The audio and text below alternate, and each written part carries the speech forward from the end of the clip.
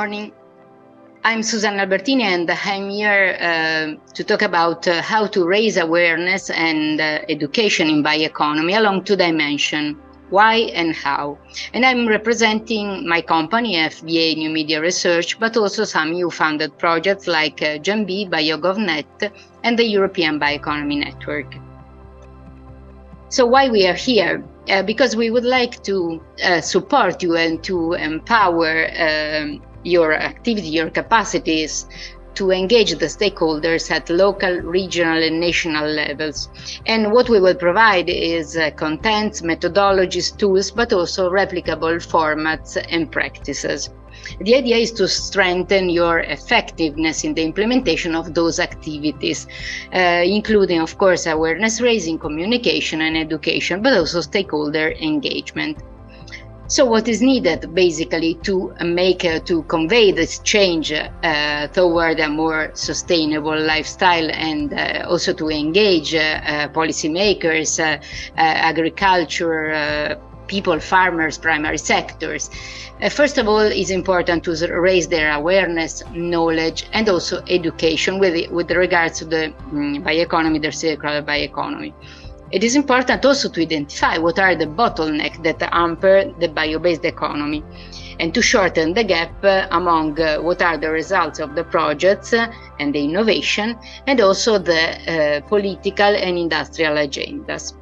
And finally, of course, we would like to engage those people, so to facilitate a bottom-up approach involving supply, demand, multipliers, but also the supporting environment that is also composed by people like you in your expertise. This provocative image is because when we started to work in the bioeconomy a few years ago, this was the typical expression of everybody. So what So what is the bioeconomy? And we would like to say, we say that actually we are a little bit beyond from this bio-what. We are in the phase of bio-how, but also bio-act. So this means that all the stakeholders are kind of more knowledgeable now, and they would like really to enter in action, so to act. This is a conceptual model that I would like to share with you. That is a model designed in the context of the Transition to Bio project that is a concluded project. But as you can see, there are several dimensions. So if you want to really make the change, you have to inspire your stakeholders, you have to assess their specific needs, you have to inform and educate them, and then you have to engage them. And finally, with them, you have to co-create acceptable solutions. I tried to map several EU-funded projects, so if you want to go deep, you can enter this different website and have some more information about the activities they did. Here, I would like for all these dimensions to share some inspirational good practices and formats. So with regards to inspire, so basically, if you want to drive the change, you have to bring the people in your same mood and so inspire them. So what we did in several projects is, first of all, social media campaign. This is very effective to reach a diverse public, but also use storytelling and videos, because we know that now everybody is really running. The storytelling and video are very effective to reach them. But you can also use art and emotion. As you can see here, there are some examples of those artistic artifacts in which there is a big feedstock, nice picture with all the possible application. This format was delivered in several contexts, including, for instance, the picture in which there is the painting is in the Chamber of Deputies in Italy. So different contexts, policymakers, but also large public in large-scale events like Make a Fair, Researchers' Night, or activities specifically with the primary sector or other stakeholders like the young people, to make an example. And other example of the inspire dimension are online quizzes. So you have to bring them to play or to interact with the knowledge that you want to convey. So for instance, through the social media, you can call to action using some questions, answers, some gamified approaches. You can also use, as you can see in the bottom part some example of bio-based products, because they really like to touch what the bioeconomy is and to really understand by smelling also what the bioeconomy is, but also through experiments, or bringing people like researchers and companies through interviews or through success stories, because we know that learning by peers is always something that is very effective, because you realize that there is someone that has the same problem or same challenges that you have, but they found a solution, and maybe you are more likely to be inspired by this type of stories. Of course, it's very important to assess. This means that you need to organize events or activities in your specific context and to understand what are their specific needs or their specific feeling or barriers. And this can be done through a number of examples that you can see here. So workshop with the stakeholders to co-create, to discuss, to identify the challenges. And I will explain you later on some examples of formats that you can really replicate in your context. With regards to the inform and educate, you really need to go deep. And to go deep, you can show, as we already have seen, some example of bio-based products that they can really touch and they can really ask a question, but using some samples of bio-based products. You can also use videos, maybe engage in some testimonials. For instance, in this Lo Sai Che, this was a series of videos that we did with some influencers, also to attract some people that are not experts, and so very large public, and also mature people. And other examples in large-scale events in which you attract the young people, but you can also go in the farms, for instance. Here we are in the field, or in events in which you really can speak with the people and try to really inform them and to go deep on the specific answers they would like to hear from your side. And also, of course, speeches and conferences at events. More you are, let's say, reaching them in specific events that are interesting for them, more you can be effective. With regards to inform and educate with the young people, here there are some examples. We deliver some books, but also live training and info education activities, all school projects to really facilitate the students in taking a role. And this take a role is a key word, because you really can push the people you speak with to take a role in the change, so to become the central player, the central driver of the change. And also workshop with specific group of consumers or actors in different sectors, and capacity building, because really increasing their capacities and their knowledge is key to help them to change. In Transition to Bio, we developed several toolkits that you can see, and you will have also some links that we can provide. We provided to you together with this material, to really have ready to be used videos, contents in several languages. And those toolkits, I really recommend you to exploit them, because they are free, they have linguistic version, and moreover, they have been tested and validated in several contexts with different target audiences. Still in the engage sector, is very important to facilitate the debate and work with specific shared challenges that are very relevant and pressing for them. And then you also can work along the value chain to connect the different actors to address some challenges that are common for both of them. To make an example, challenges that are common for the primary sector and the bio-based industries, you can really bring them together to try to solve jointly those challenges. You can also set up regional, local living labs, that maybe can last over time to elaborate on the common problems, but you can also use ambassadors and influencers, like in the example here, the bioheroes that have been engaged in the Biobridges project. The multipliers are also important because they rely on trusted relations. So if you have champions, if you have, for instance, for the farmers, the farm advisory services, or someone that already did something disruptive, a change, it's very important to have them on board and to engage them in your event as testimonials, bringing the voice of peers, as we already said.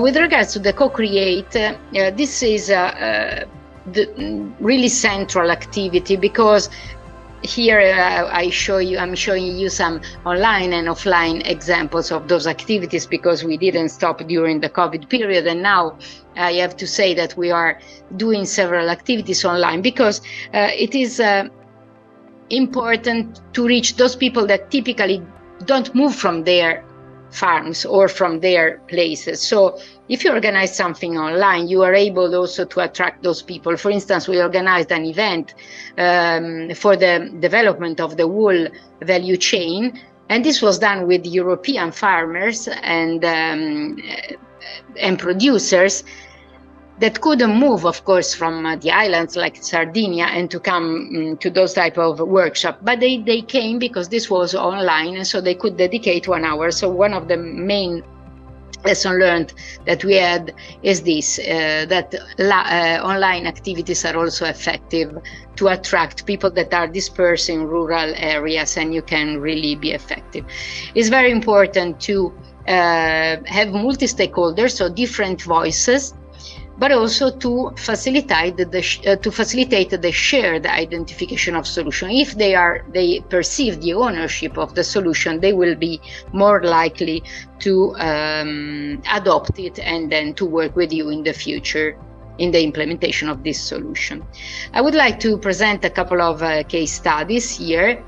This is an example of an activity that we did together with the Friuli Venezia Giulia region for the creation of the regional hub for the bioeconomy education. This was an exercise very effective, and the methodological approach that we brought facilitated the dialogue of different stakeholders, including the ones that are typically out of the loop, and they really were able to produce specific recommendation and contents, and also a business plan for this new bioeconomy educational hub in the region. This is another interesting activity that I share with you.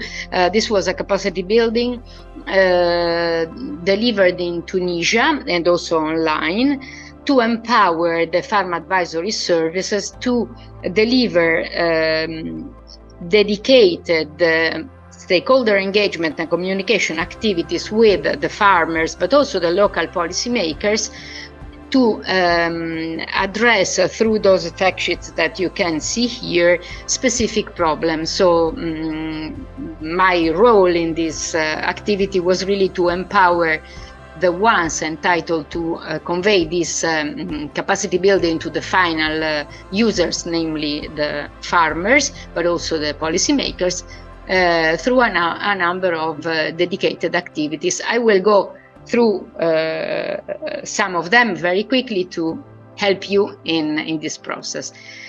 And this is where I want to arrive, so some useful formats. As you know, in the communication, there are 5 main dimensions. So what for is the question that you have to ask yourself. So what is the purpose, where you want to arrive, what you want to achieve with your communication or stakeholder engagement activity? To and with whom, so who is your target audience? What is the specific content that you want to convey to them?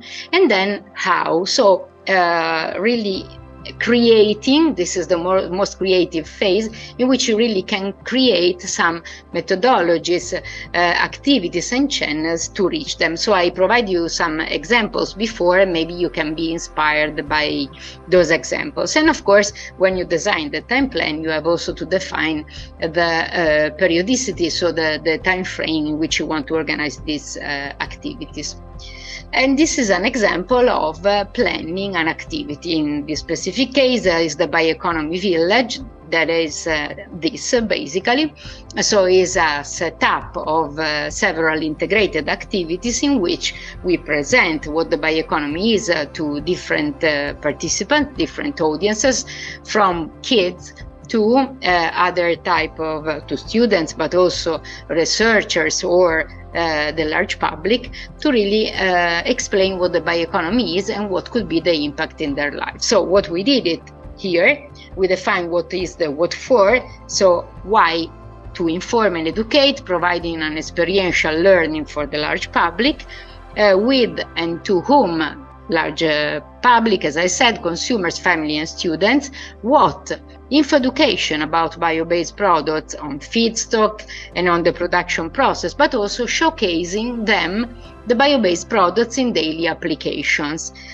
How? We showcased, we brought more than 350 bio-based products. We used the storytelling, involving also researchers and companies as testimonials of these activities. And we did it several times. So as you can see, this is a way to design an activity using this format that will help you in defining all the dimensions and be able to really be focused and effective in your activity. When you bring together this methodological approach, so what for, with whom, what and how, and you merge it with the other dimension we have seen before, so inspire, assess, inform, engage and co-create, you can really design a comprehensive methodological approach. And this is an example, this is the example that we did with the Faster people in Tunisia. So what do you want to do to inspire them? And then we delivered a methodology to inspire them, the same for inform them, to assess with them and to connect them, and finally to co-create. So this, merging those two dimensions, you are really able to define a comprehensive plan from, let's say, zero knowledge to co-creation with those stakeholders. This is another example of an activity that we did with the regional policymakers. So again, in that case, we designed the same approach, but the target, their target was different, for instance, school or general public. So they really wanted to reach those people through several activities, and our beneficiaries of this capacity building were policymakers, regional authorities, regional change makers, innovation hubs, those people. Another example I would like to go quickly through is this methodology to plan and organize the stakeholder engagement and co-creation activities. So those methodologies that you can find, I will explain you later on, have been used by two projects, BioVoices and Biobridges, that organized more than 100 workshops in the last years. So this is the first one from BioVoices. I put you a link that you can use. And the idea here is really to define 5 dimensions. So from the market development to the regional local development, but also touching awareness and trust building, supporting policies and standards, and creating the supporting environment along the different maturities of the stakeholders or the region in which you are working with.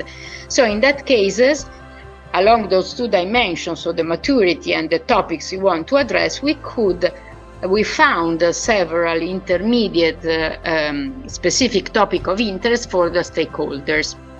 We also defined the specific contents to stimulate the debate, because you really need to be effective and to find something that is super relevant for the people you speak with, because otherwise you will not engage them in the activity and you will not keep their attention while you are delivering the activity.